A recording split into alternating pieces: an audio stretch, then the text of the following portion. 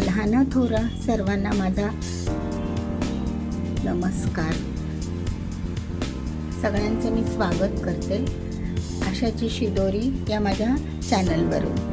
तर आपण आज मखाण्याचे लाडू बनवणार आहोत. पौष्टिक हेमोग्लोबिन इतकं वाढवतं ना बॉडीमध्ये, हेमोग्लोबिनचं प्रमाण खूप वाढतं हे लाडू खाल्ल्यामुळे. त्यासाठी साहित्य बघा काय: काजू बदाम, काजू आहेत अर्धी वाटी काजू, नंतर हे बदाम, काळे मनुके, नंतर डिंक घेतला आहे मी अर्धी वाटी, नंतर एक छोटी वाटी आपला खारीक पावडर घेतला आहे, तयारच आणला आहे बाजारातून. हे बघा खारीक पावडर, तो मी अर्धा आता टाकते, अर्धा मेथीच्या लाडूसाठी. नंतर मग मी 1-1.5 वाटी खोबऱ्याचा किस घेतला आहे. नंतर शेंगदाणे घेतले, शेंगदाणे बघा 1 पाऊण वाटी.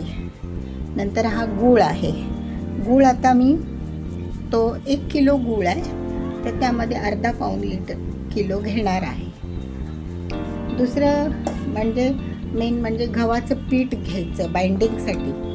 गव्हाचं पीठ आपण एक कापून 2 वाट्या घेतलेलं आहे. आणि तूप तर हवंच ना सगळं हे फ्राय करायला. आणि हे वेलची जायफळची पावडर, सुंठ पावडर असली तरी पण चालेल. वेलची जायफळची पावडर घेतली आहे, जायफळ वेलचीची पावडर. चला तर आपण आता सुरुवात करूया. सुरुवातीला आपण शेंगदाणे आणि हे काजू बदाम हे थोडंसं फ्राय करून घेऊया, म्हणजे त्याची बारीक पेस्ट हे पावडर करता येईल आपल्याला, थोडीशी जाडसर भरड टाईप. चला पण एका जाडबुडाच्या पातेलीमध्ये मखाने भाजून घेऊया. 1 ते 1.5 चमचा तूप टाकून मखाने भाजून घेऊया.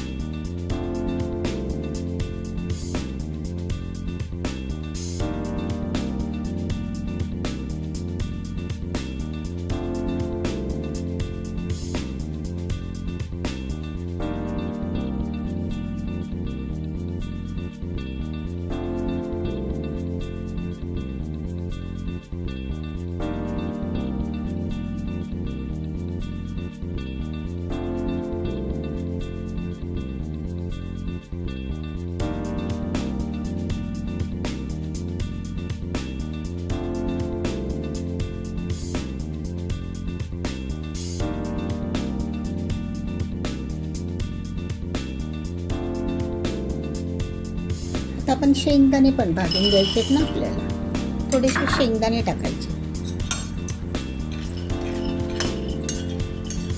त्याची पण पेस्ट नाही करायची, थोडीशी भरडच करायची.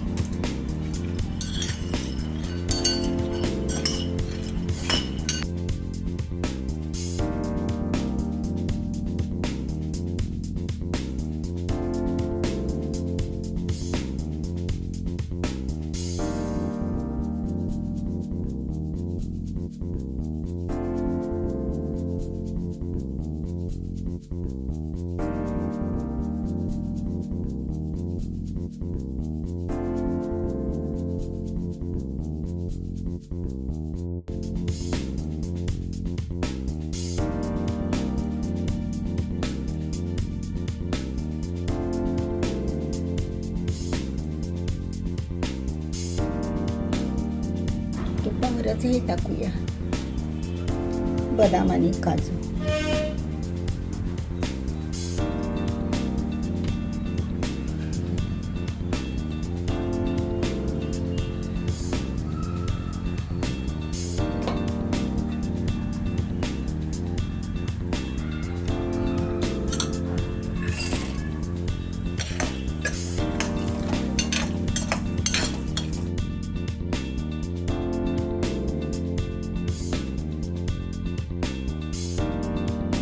आपण बदाम भाजूया. जे जिन्नस आपल्याला वाटून घ्यायचे आहेत, भरड करायची, ते मी सगळे तळून घेतले. म्हणजे एकदा मिक्सर काढला की मग ते एकदा सगळं करायचं असं. सगळ्यांनो, तर आता आपण एका गॅसवर गव्हाचं पीठ भाजायला ठेवलं आहे. सुरुवातीला त्यामध्ये तूप वगैरे नाही टाकायचं, गाठी गाठी होतात ना. थोडंसं भाजत आलं की मग टाकायचं. एका गॅसवर आपण हे खारीक पण भाजून घेतली आहे बघा. खारीक पावडर भाजून घेतली आहे. नंतर खोबरं भाजून घेतलं आहे. मी डेसिकेटेड कोकोनटच वापरलं आहे, तरी पण ते चालेल. नंतर खारीक भाजून घेतली आहे. मखाने भाजले, मखाने दळून घ्यायचे. शेंगदाणे दळायचे, शेंगदाणे भरड करायची आहे. नंतर मखाने थोडे क्रश करून घ्यायचे. आणि आपल्याला हा जो डिंक आहे, हा डिंक ह्याच्यावर मिक्सरवर पावडर करून घेते आणि नंतर तळून घ्यायचा. म्हणजे ह्या तळणीमध्येच टाकायचा, पिठामध्ये वगैरे, तुपामध्ये तो तळला जातो.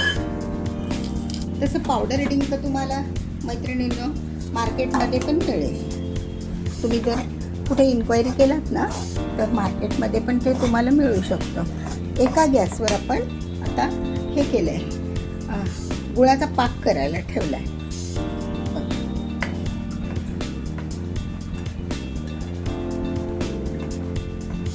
तो पण आता विरघळत आलाय बऱ्यापैकी. गूळ ऑर्गॅनिक गूळ वापरलाय मी.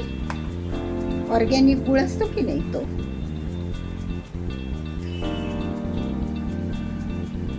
मैत्रिणींनो, आपलं हे आता असं पीठ पण भाजत आलंय. त्याच्यामध्ये मी एक 4-5 टीस्पून एवढं तूप टाकलेलं आहे. आणि ते पीठ चांगलं असं हे बघा भाजून घेतलं आहे. अशामध्ये भाजायचं, अशा कलरमध्ये. तर हे तूप पण टाकलेलं आहे आणि भाजताना म्हणून त्यामध्ये आपण डिंक पावडर टाकायची. मग ती पण फुलून येते, भाजून येते ना त्यामध्ये. आणखी वेगळी भाजायची काही एक गरज पडत नाही. गरम भांड्यामध्ये आणि गरम पिठामध्ये ती चांगली भाजली जाते, बारीक पावडर. ती असे डिंकाचे खडे ना मिक्सरला लावून घ्यायचे, ते बरे पडतात. सोपं पडतं ना ते आपलं काम, म्हणून तसं करा. परत मग असाच डिंक तळला, ते तूप पण खूप पितं आणि परत मग ते फोडायला जरा त्रासदायक, तुकडे क्रश करायला. हे बरं पडतं. मग मिक्सरला असाच फिरवून घ्यायचा डिंक. बघा तो फुलत चाललाय पिठामध्ये. तूप पण टाकलेलं आहेच ना आपण.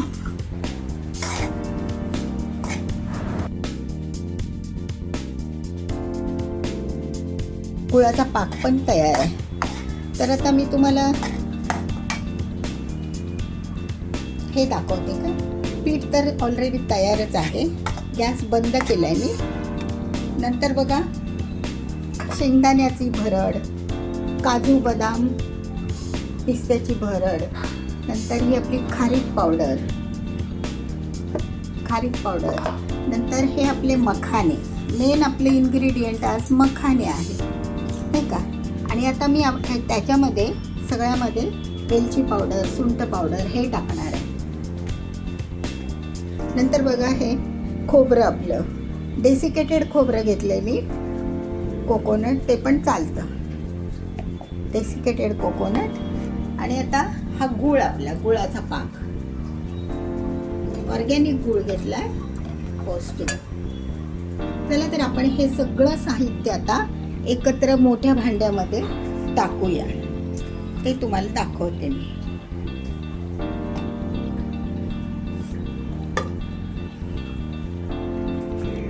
परात असेल तर परात घ्या, किंवा अजून काही. माझ्याकडे हे एक भांडं आहे, बऱ्यापैकी येते, मोठं असं आहे. त्यामध्ये आपण सुरुवातीला पीठ टाकूया. काही एक टाका, पीठ टाका किंवा पीठ आणि आपण काय घेतलं आहे हे डिंक पावडर त्यामध्ये. छानशी ती फुललेली आहे बघा, कारण पिठाचा अंदाज येतो ना आपल्याला. आपलं पीठ थोडं होतं, आता ते फुललं ना त्यामुळे वाढलं. मग नंतर शेंगदाण्याची भरड टाका. आपण भाजून घेतलेले शेंगदाणे होते ना ते, शेंगदाण्याची भरड. नंतर खजूर पावडर आपण भाजलेली ना थोडंसं तुपामध्ये.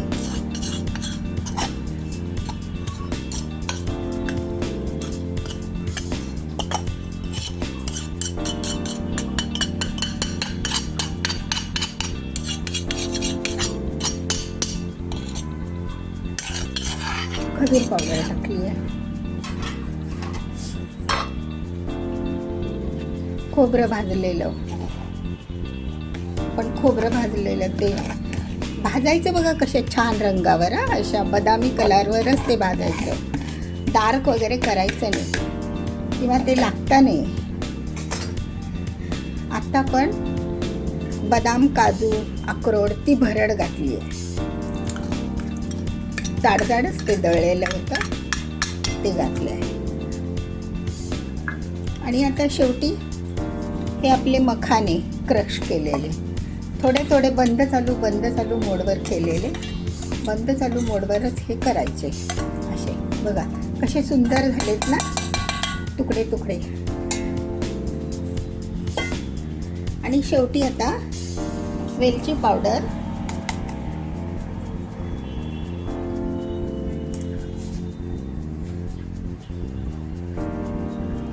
वेलची पावडर टाका, सुंठ पावडर टाका. ठीक आहे सगळ्यांनो, सुंठ पावडर पण टाका कारण गुळाचा पदार्थ आहे ना म्हणून.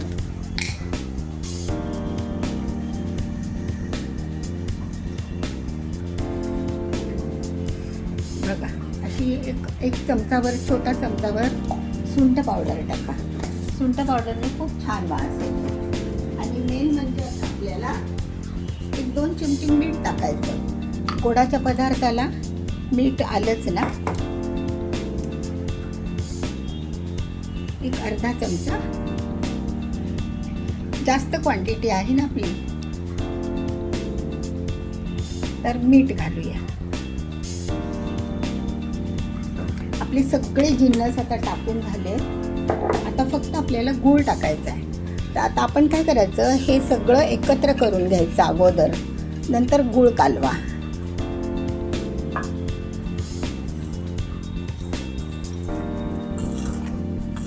हे जिन्नस सगळे एकत्र कालवा. सगळं साहित्य बघा मी तुम्हाला 2दा दाखवलं. सुरुवातीला पण दाखवलं, टाकताना, दळताना, प्रत्येक वेळी प्रत्येक ठिकाणी मी दाखवलेलं आहे. तर तुम्ही ते लक्षात घ्या.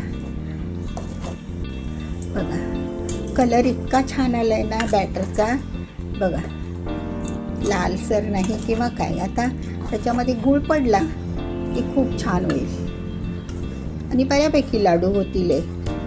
बरेच दिवस टिकतील. पण आपण चांगल्या वस्तू भाजलेल्या आहेत, तळलेल्या आहेत त्यामुळे.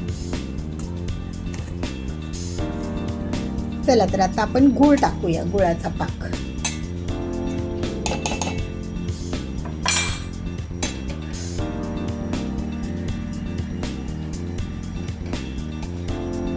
सगळा एकदम नका टाकू, जसा मावेल तसा टाकूया नाही का.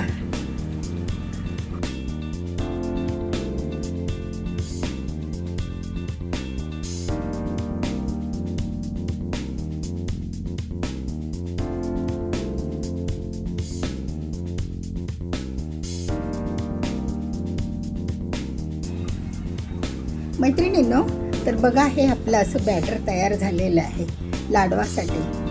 मखाना लाडू, मखान्याचे तुकडे तुकडे स्पष्ट दिसतात आहे, सगळं बारीक झालेलं नाही आहे. तर बघा भरपूर लाडू होतील.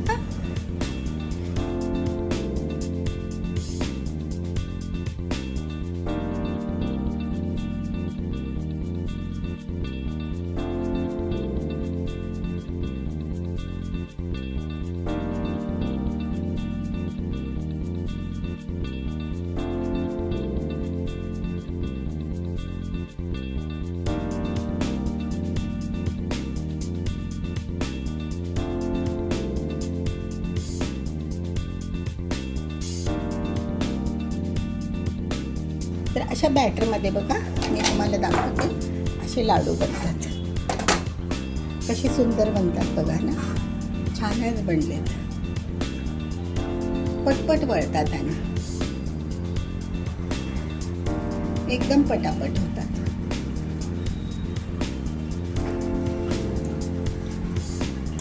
गुळाचं प्रमाण बरोबर, नंतर हे पण बरोबर ना, आपलं साहित्याचं प्रमाण, गुळाचं प्रमाण. त्यामुळे तुम्ही हे नक्की बनवा मैत्रिणींनो. रोज सकाळी काहीतरी ब्रेकफास्ट खाण्यापेक्षा बाहेर पडण्या अगोदर किंवा घरातली कामच भरपूर असतात, त्याआधी हा एक लाडू खा आणि कामाला लागा असं.